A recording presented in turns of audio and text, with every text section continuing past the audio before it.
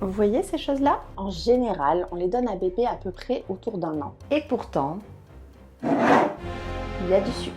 En 2016, voilà ce que préconisait l'American Heart Association pour les tout petits.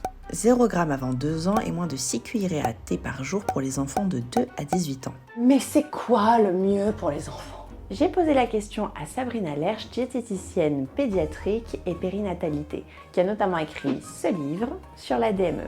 Si toi aussi tu connais le terme, toi et moi, on se sait. Ce que je recommanderais de prime abord, c'est ceci, parce que bon, ils ne sont pas sucrés, tout simplement. Bon, par contre, j'avais oublié de lui ramener ses brassées, mais vu que Sabrina Lerch a travaillé son sujet en amont, voici ce qu'elle en dit. Le riz et l'amidon de riz agissent comme des sucres dans l'organisme. C'est pas non plus top apparemment. Bon, et du coup, comment savoir ce qui est bon? Bien évidemment, il y a plusieurs formes de sucre. Vous avez le lactose, qui est une forme de sucre, c'est le sucre du lait. Le fructose, qui est le sucre du fruit, et le saccharose qui est le sucre que l'on va ajouter. Si on regarde ces produits, à chaque fois il y a toujours le don sucre, et ce que je demande aux parents, c'est d'être très attentif à justement ce don sucre.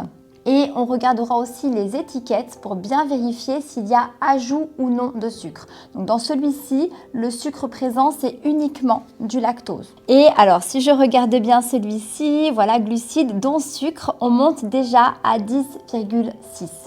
Alors celui-ci était aux alentours de 5. C'est le gras, enfin c'est le sucre du lait. Donc là, on remarque que si on monte à 10,6, forcément, il y a un ajout de sucre. Si on en consomme 2 par jour, on arrive très facilement à rajouter un sucre, comme ce ni vu ni connu dans l'alimentation de bébé.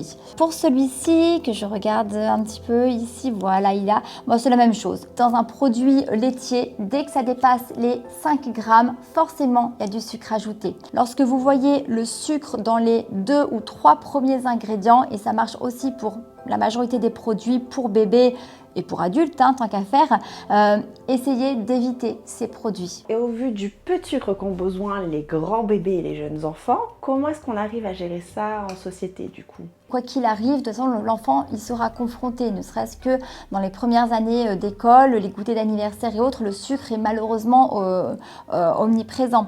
On ne va pas diaboliser ces produits, on essaye quand même malgré tout de rester sur des produits les plus simples, les plus nature possibles. Et pourquoi les industriels ne changent pas tout simplement leurs recettes? On a demandé un retour à Danone qui détient donc Danonino et les 2 vaches, mais malheureusement on n'a pas pu avoir d'interview. Avec les ponts et les sujets en interne, aucun porte-parole de Danone ne va être en mesure de répondre à votre interview dans les délais. Dommage. Et vous faites comment avec vos enfants ou les enfants de votre entourage? Dites-nous tout en commentaire.